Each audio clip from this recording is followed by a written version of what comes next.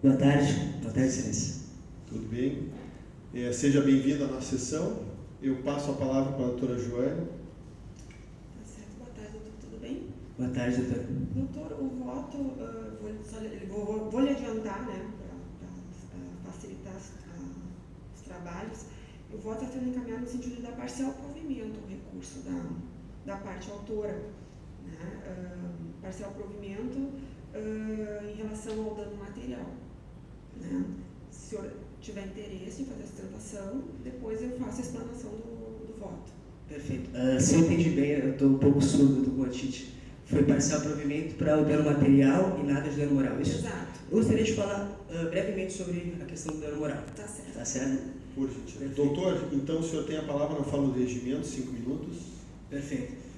Inicialmente eu gostaria de cumprimentar a todos, pedir desculpa às vezes se pareceu nervosismo. É a minha primeira sustentação presencial, peguei a carteira tem 2 anos só e estávamos em pandemia.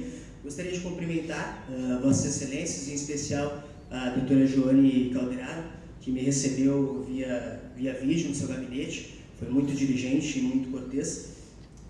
E a despeito de mencionar as teses de mérito, né, pelas quais eu sustento o dano material causado pela Caixa, eu gostaria de dizer apenas que a minha irmã, a Lígia, e minha cliente, inclusive, é uma pessoa que trabalhou durante 6 anos como balcão farmacista, angariando essas quantias e pagando do próprio bolso a faculdade de farmácia. Hoje em dia ela está formada em farmácia, farmacêutica, e durante 6 anos ela economizou esses R$25.000 e depositou na conta da Caixa, uma conta que foi aberta do FGTS, foi aberta de forma automática. E esses R$25.000 era quase tudo que ela tinha 25.800. Por sorte, também o terceiro fraudador não tolhiu todas as economias dela. Então, eu queria que Vossas Excelências refletissem que 25.000 de 25.800 é 96% das economias de uma pessoa. É o mesmo que você ter 1 milhão e ser tolhido de um dia para a noite R$960.000. Na época que eu morava com a minha irmã, ela ficou sem dormir durante meses, né? Ela economizou esse dinheiro para que pudesse fazer o TCC com mais calma, para que pudesse se sustentar durante esse período. A gente morava junto com a minha mãe, enfim, uma série de questões que não vem ao caso, mas ela simplesmente viu todo o plano dela de 5, 6 anos por água abaixo, né, se esvair, e ficou sem dormir, ficou atormentada aí por meses e meses e meses, né? Inclusive veio aqui hoje, estava nervosa antes de entrar, e enfim, eu queria só reconhecer que, uma vez reconhecido o nexo causal, né, entre a falha da Caixa e o dano material, essa monta em que ela foi abalada, também, por óbvio, na minha humilde visão, ultrapassa o mero aborrecimento. Né? Para mim, por óbvio, causa um dano à psique, um dano ali aos direitos da personalidade, à tranquilidade, né, e paz social que a pessoa pode ter. Por aqui encerro, né, e queria só trazer esse contorno, sei que a pauta é longa, e agradeço a atenção de todas, né, e peço aí que revejam essa questão em relação ao dano moral, uma vez reconhecido o nexo do dano material. Muito obrigado a todos. Certo. Obrigada, doutor. Obrigado. Bom, eu vou... Até esse caso é um caso bastante interessante, né? Trouxe uma série de questionamentos a respeito desses processos que envolvem essas fraudes, inúmeras fraudes bancárias eletrônicas que estão surgindo. Esse caso também é bastante interessante, porque para se chegar à conclusão que se chegou no sentido de dar provimento ao recurso quanto ao dano material, se precisou analisar detidamente a prova, a inversão do ônus da prova, enfim, e eu acho que ele traz algumas questões que são bastante importantes. Então, eu peço aos colegas a licença para fazer a leitura do voto em relação ao dano material. Perfeito. E depois nós vamos chegar na parte do dano moral. Tá? Esse colegiado afirmou o entendimento de que, em caso de operações bancárias não autorizadas, a responsabilidade objetiva da instituição financeira é elegida pela ocorrência do chamado fortuito externo, que consiste em circunstâncias imprevisíveis e inevitáveis, situadas fora do escopo da atividade prestada, rompendo o elo causal entre a conduta do prestador de serviço bancário e o resultado danoso.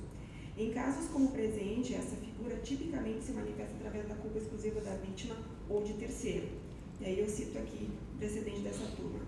A reafirmou que não possui responsabilidade qualquer no tocante à realização das transações na medida em que foram efetuadas mediante dispositivo móvel registrado e autorizado, com o uso da senha eletrônica cadastrada pelo cliente para o seu uso pessoal e intransferível e de seu exclusivo conhecimento que isenta a Caixa. Porém, a documentação apresentada pela Caixa é insuficiente para demonstrar o alegado. Ressalto que logo no despacho que ordena a citação, o juiz deferiu a inversão do ônus da prova. E no caso dos autos, ainda que constem elementos que apontem a validação de outro dispositivo, no evento 12, contestação 1, nada sugere que seja o mesmo que efetuou as operações. E mais, em nenhuma das telas apresentadas consta o identificador do dispositivo, o que não permite atrelar diretamente as operações ao posto aparelho validado. Especialmente relevante é destacar que as informações referentes às ocorrências de validação e desbloqueio de assinatura eletrônica estão incompletas, desprovidas de qualquer elemento identificador do respectivo dispositivo e sem essa identificação, impossível concluir que o smartphone cadastrado é o mesmo que fora validado e posteriormente utilizado para a transação.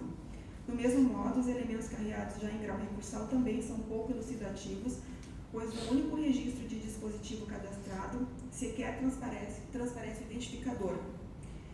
E dessarte, não há qualquer elemento que vincule a conduta da parte autora à validação do smartphone alheio para a movimentação bancária, o que se mostra crucial para a demonstração da regular prestação de serviço bancário. Pelo exame passado de um amplo volume de casos semelhantes a este, eu tenho que essas informações estão plenamente ao alcance da Caixa. Portanto, a documentação apresentada é insuficiente para refutar as alegações postas à peça inicial e não demonstram a quebra do nexo de causalidade nos termos da fundamentação a predisposta. Assim, conclui que a parte autora faria jus ao ressarcimento dos valores que foram suprimidos da sua conta bancária, condenando a Caixa a ressarcir o total de R$25 mil devidamente atualizado.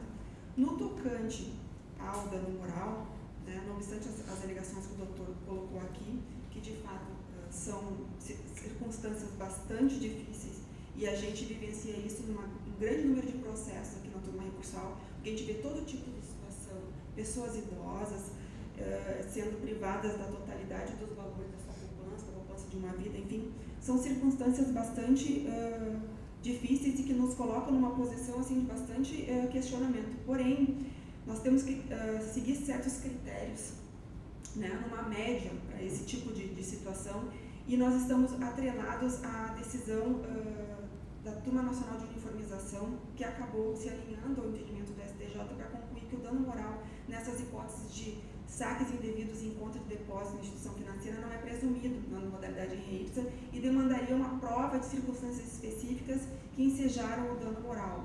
Então, a par, de fato, dos transtornos e aborrecimentos que envolvem toda essa situação, nós precisaríamos de que a situação, de fato, da privação desses valores ficasse melhor demonstrada na instrução processual, para que nós pudéssemos fugir do lugar comum da grande maioria das situações, que são situações, de fato, bastante delicadas e complicadas para todas as pessoas que suportam esse tipo de golpe. Porém, não é o que consta aqui durante a instrução, e, portanto, me levou a manter a sentença em relação à improcedência do pedido de detenção por danos morais. Tá? Então, é nesse sentido que eu voto, senhor presidente. Perfeito.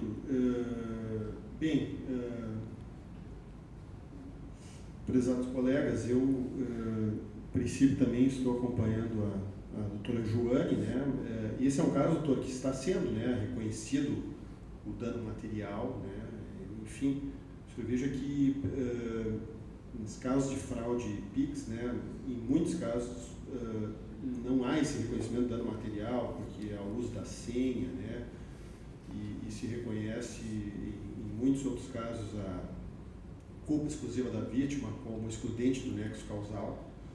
E nesse caso nós estamos afastando isso. Realmente foi feita uma análise muito boa, pela excelentíssima relatora, trazendo até a nossa jurisprudência e apontando aqui que realmente nós temos aqui uma falha bancária. Nesse ponto, todos nós concordamos. E, claro, a sua divergência reside aqui no ponto dos danos morais. Esse colegiado já julgou que o dano moral era em ré ipsa. Nós julgamos durante um período até a Turma Nacional de Uniformização entender diferente e, inclusive, remetendo os processos, nós tivemos que nos retratar, não faz mais sentido manter posição diferente. E aí temos que ter uma prova muito concisa, e essa prova eu até concordo com as suas palavras, pessoalmente faço a ressalva do meu ponto de vista, também acho uma pessoa que tem os valores bloqueados, né? A relatora, eu tenho certeza que ela também pensa assim, já exarou sua posição pessoal em outros julgamentos, pessoa com idade, qualquer pessoa que tivesse suas economias retiradas da conta por uma fraude, como foi reconhecido, parece que é uma sensação deveras desagradável, mas nós temos que em nome da coerência dos julgamentos, respeitar, né, o entendimento diverso que prevaleceu, e esse que prevaleceu entende que há necessidade de uma prova digamos, um dano subjetivo, né, muito pessoal, que não aparece nesse caso aqui. Estou acompanhando então integralmente o voto da relatora. Como vota, Dr. Paulo? Presente no dano material, acompanho integralmente a relatora. Enfim, o julgamento já tem resultado definido. O caso concreto